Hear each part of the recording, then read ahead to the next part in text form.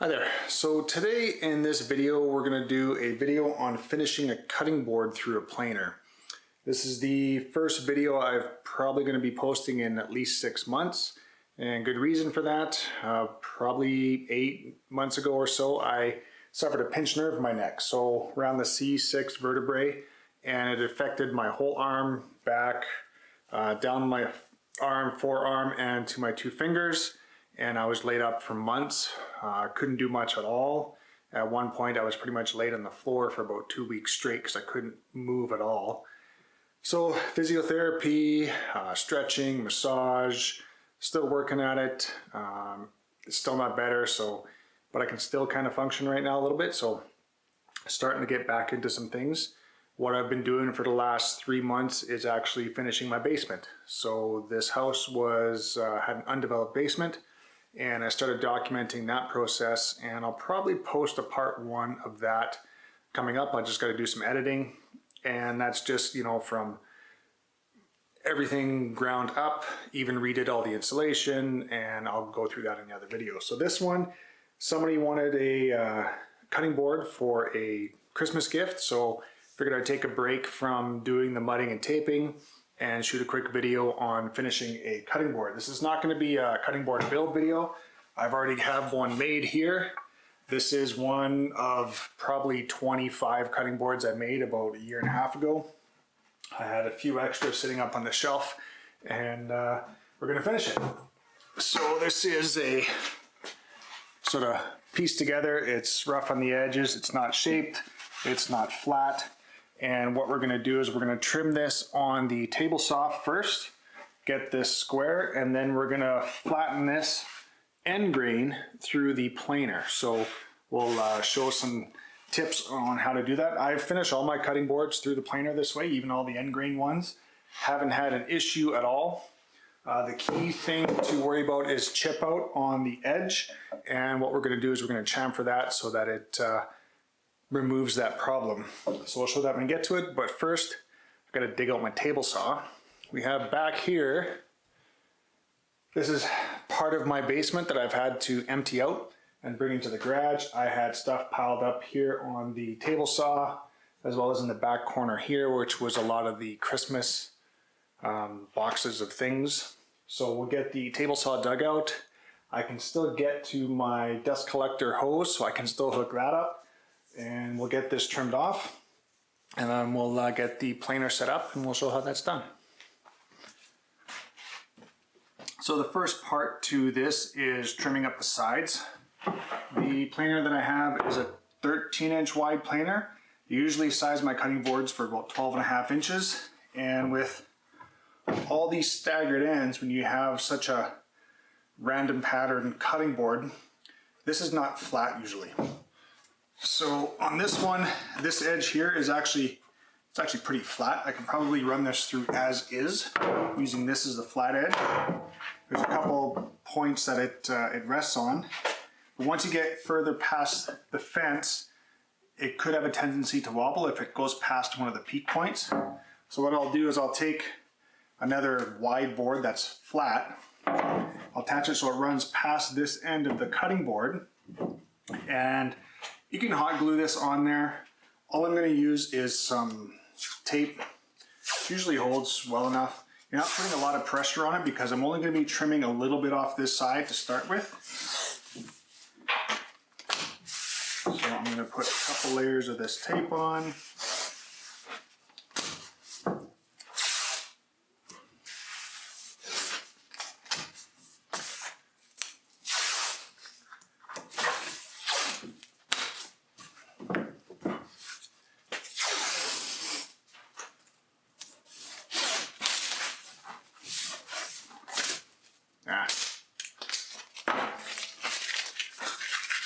What I should have done actually is make sure this was nice and tight first. So snug that up, and then we'll stick it on. So as I'm pushing this through, it's going to stay flat against the fence, keep the cutting board from twisting. Just like cutting anything else on the table saw, you don't want any movement. If that twists a little bit, catch the blade and you are done. So I'll move this fence over. Again, I'm only going to try and take off maybe 1/8 of an inch at a time until I get this side flat enough that I can remove the piece of wood. I'll turn it around or flip it over, either way. Then I'll trim this side, and I'll just trim it closer and closer till it's perfectly flat on both sides. So that's kind of about where I want it. And we'll get the blade up to, this cutting board thickness is about 2 inches. So it's going to take almost the whole blade to cut it. And you want to make sure your blade is new or recently sharpened, which I like to have about 4 or 5 blades.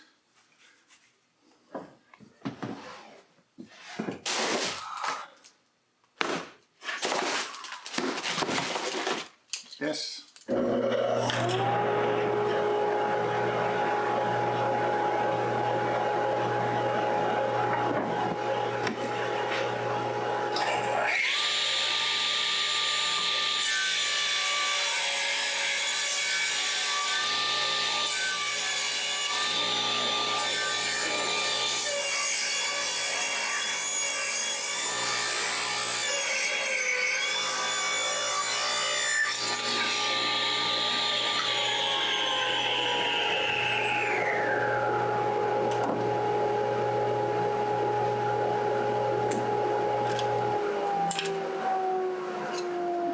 As the whole table saw moved.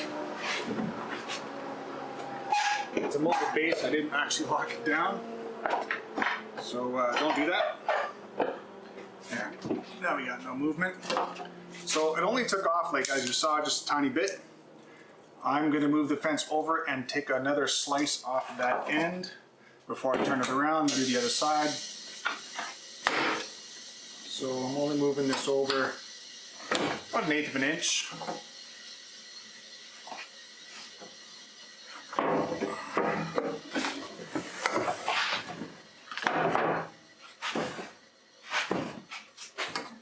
And we'll just rinse and repeat.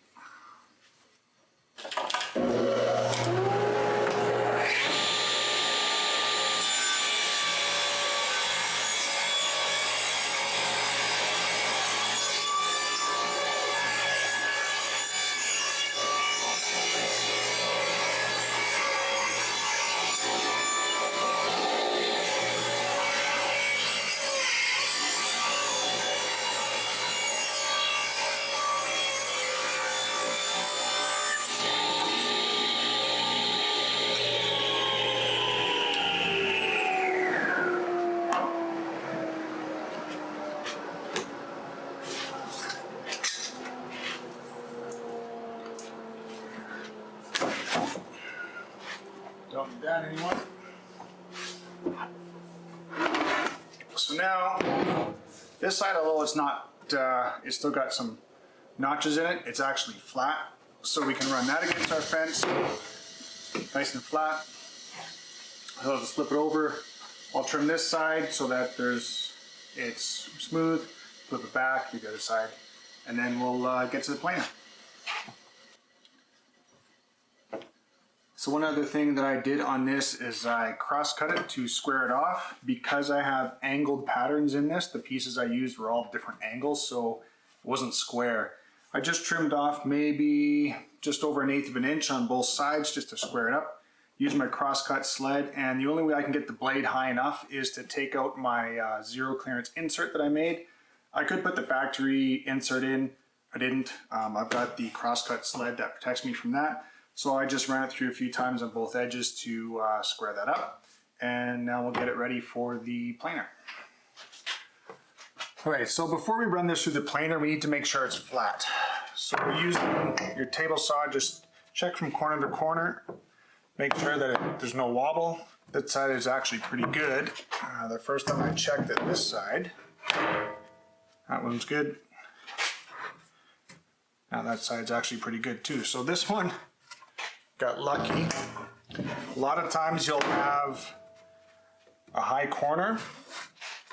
It's usually from some of the glue spots, some of the drip outs, or one of the pieces a bit higher than the other. I'll take a palm sander, usually with an 80 grit, and I'll sand off some of the high spots just to make sure there's no wobble in it on at least one side. And then we'll run the non-wobble side face up through the planer. And before you do that, you need to chamfer the back end.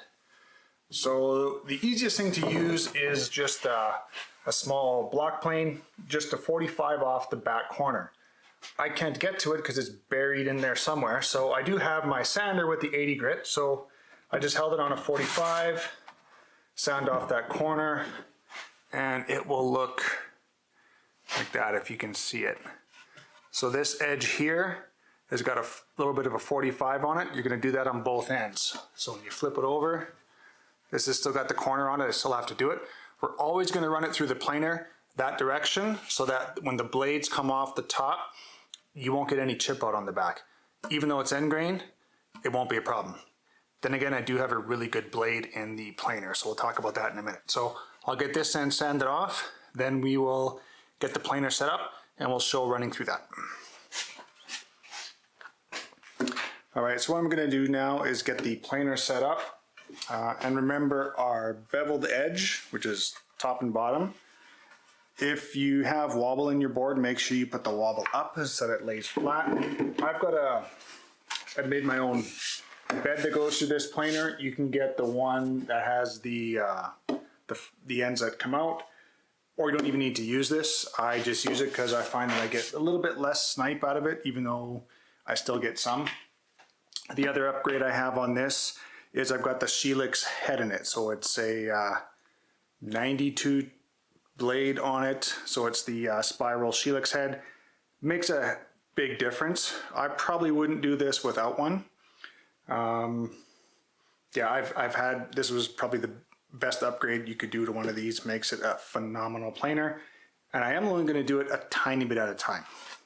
So what I'm going to do first is just sort of get it close. Like a little bit of catch. I'm going to back it off. And as I run this through, when it starts to bite, I'm only going to turn this handle, you know, like maybe 1/32 of a turn. You know, like it's gonna take a long time. Like getting both sides, top and bottom. Once I get the top side done and I've got planer marks across most of it, I'm going to flip it over, do the other side. I'm going to flip it back and forth until I get both sides done. We'll do some progress pictures or shots as I go, and I'll show you some of the increments I make once I get some of the planer head catching on this. So I'll get this started first. I always leave this on speed 1. It goes slower, more cuts per inch. I've never had a need to run it through faster. It just makes a better cut anyways, so might as well go that route. So I decided to move the camera and show I've got some of it biting now. So this is the underside. You can see it's kind of rough. This, you can see some of it starting to smooth out here, especially down the middle. That's where the planer is catching it. It's not perfect yet, like there's still some spots here that it hasn't caught. And I'll show you how much. So I ran this through, and then what I'm gonna do for turning this, I'm only gonna turn it that much, right? And as I go, I'm only gonna turn it like 16th to a 32nd, little tiny bit at a time. Run it through once. You can almost run it through twice on each turn. And I'll show you that here.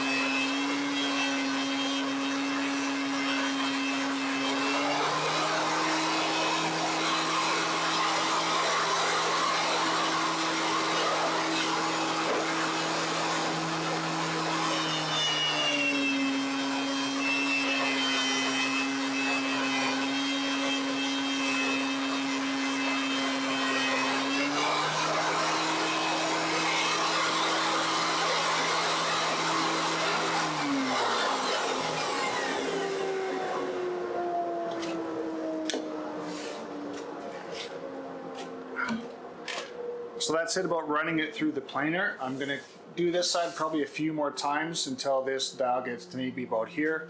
Then I'm gonna flip it over, I'll flatten down the other side. And once I get it completely flat, I'll show how when the planer comes off the back edge, which this is our beveled edge, this has to always go in last. So it always goes in the same direction. And I'm gonna turn it over this way, run it through, because this is my other beveled edge, and I don't wanna turn it around, otherwise I'll get a ton of chip out. And I want this to maximize the size of this cutting board as long as I can keep it. So I'll run this through 4 more times, and I'll show you when we get close to the end. Okay, we are almost at the end. It actually hasn't taken us very long. It's only been about 20 minutes, half an hour. Here is the surface of that through the planer. This is the other side. It is just about done. We can look on the back edge. This is the last where the bevel is. There is no chip out whatsoever. So I do have to run it through a couple more times on, and now I forget what side.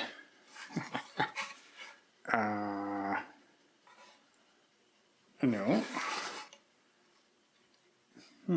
This side.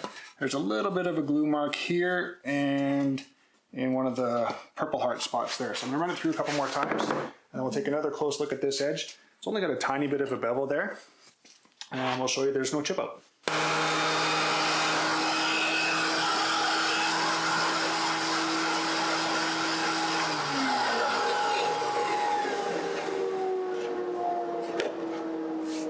So this was the first side here, and you can see there is not a tiny bit of chip out whatsoever on the end grain on both sides. And that is planing through the planer, again with the Shelix helical head.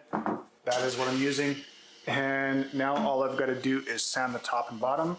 I start with an 80 grit orbital, and then I move to a 120. Then I do a 45 chamfer around all the edges. I'll wet it, do another 120, wet it again, and then I'll finish it with a 220 grit.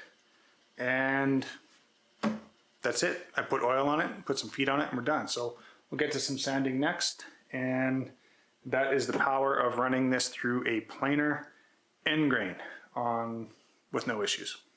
That's how I've done all my cutting boards. I've probably done 50 cutting boards through this planer like this. Haven't had an issue once, unless I forget to chamfer this edge. Then I get a bunch of chip out, and then I gotta cut it off again on the table saw to flatten that edge out again. So.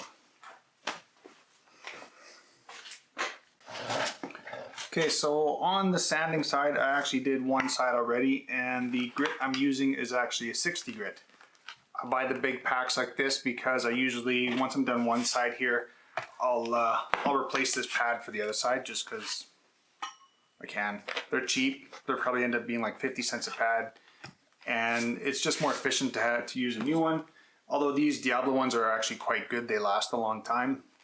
I do replace them quite often, so I'll switch this out.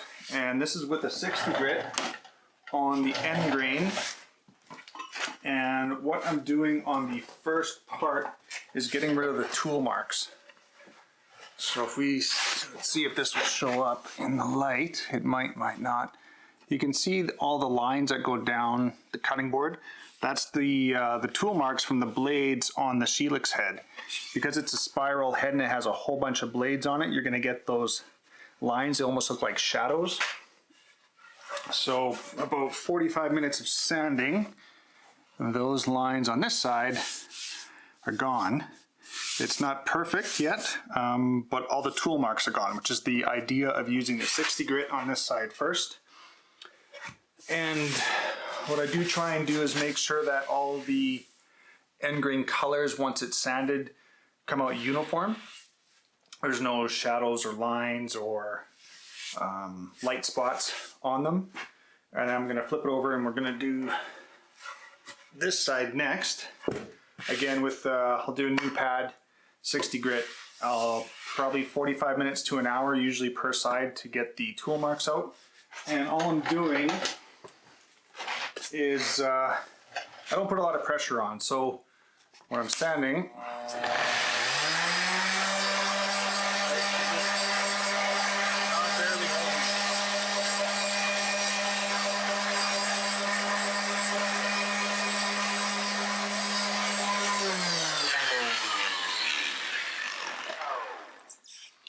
So all I'm using is the weight of the sander for this, and just moving it around at a constant slow speed. I'm not moving it fast. I'm not going back and forth.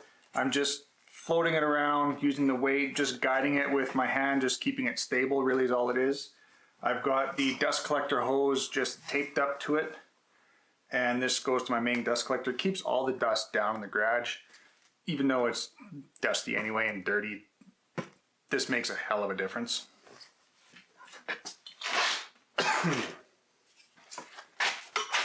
So for all the edges, I go with a 45 degree around all the sides.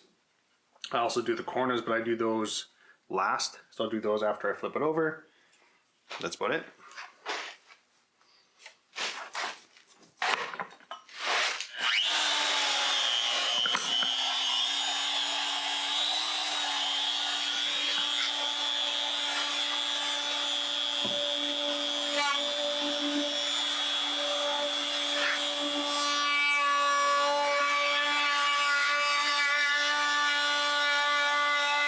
So doing all the edges, ran into one problem, which happens not that often. On the edge, little tiny piece of walnut chipped out right on the edge. And that's gonna, I mean, you could file that down. It's gonna have a bit of an indent, and you could leave it like that. The other option is to run this on the table saw and slice off only about 1/8 of an inch. So that's one option, is just to trim this by about 1/8 of an inch to get rid of this little chip out. Or you could fill it with a clear epoxy, and that, once you have it oiled, it'll darken right up, it'll fill right in. You can re-sand this edge and you will never see it. And depending on what side that is, and I think I want that to be the top. So since this will be more visible on the top, you may still see it. I'm actually gonna trim this on the table saw. So it's gonna be 1/8 of an inch more narrow than designed, but that's okay. So I have to unpile my table saw, which is right there. Still loading or moving stuff into the basement. We've got the storage room done, so we've moved a lot of the shelving, and I'm starting to put stuff back in the basement so I can have room in here again. So I'm not gonna do that tonight, get that cut off, and then we will redo the edges again. All right, so we've got our finished board. I've sanded all the edges by hand with a 220. And before we oil this, we need to wet it. So right now it's pretty smooth, but if you wet this and then let it dry, it pulls the grain up a little bit and it'll be rough. And we don't want that when we start using it in the kitchen. So if you wet this or clean it, it will do the same reaction. It'll be rough. So what we're gonna do is we're gonna wet it now and re-sand it, and that'll get rid of those grains that pop up for the next time it gets wet. And I'm actually going to do this twice. So you can actually spray the whole thing down or cloth and then just wipe it down. Just make sure it gets wet on all the edges, even all your 45s.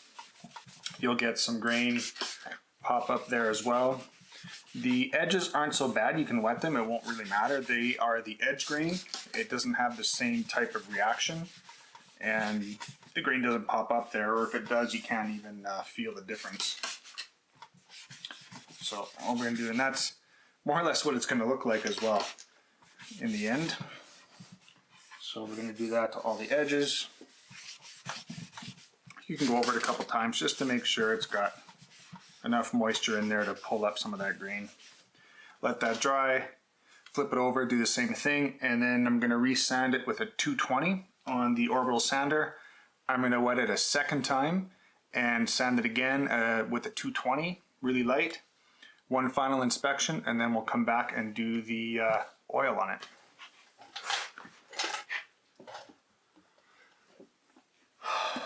So everything is now ready, and the best part of doing these is what happens when you put the oil on. And you find out what it really looks like.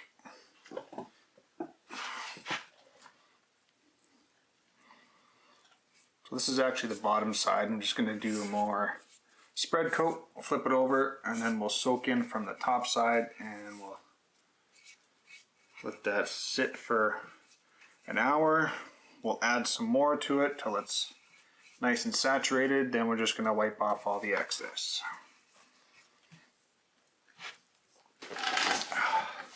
So after we've coated this a few times, I'm just going to take some towels, paper towels, and just wipe off all the excess. Basically, we're just going to buff it. And move that over.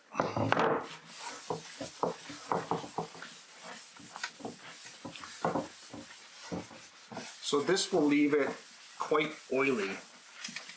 And anytime you grab it, you're going to get film on your fingers. So what I also like to do is, for about 2 days or a day, somewhere around there, I'm going to take some of these shop towels, which is just blue shop towels.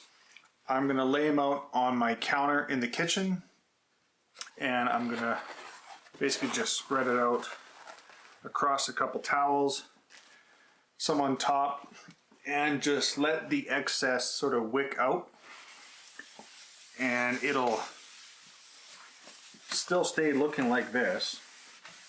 But what that'll do is that'll pull out all the excess oil that would come off just from handling it. Like just going like this, your hands just get greasy from it. So we want to get rid of that greasy feeling on the cutting board itself. So that's what I do, is bring it inside the house, let it sit on these towels for a couple days. I'll flip it over. I might rotate the towels as well until that greasiness is gone, and that's when we will put the feet on. We'll drill a couple holes in the 4 corners, and I'll put a couple stainless steel screws in with some feet,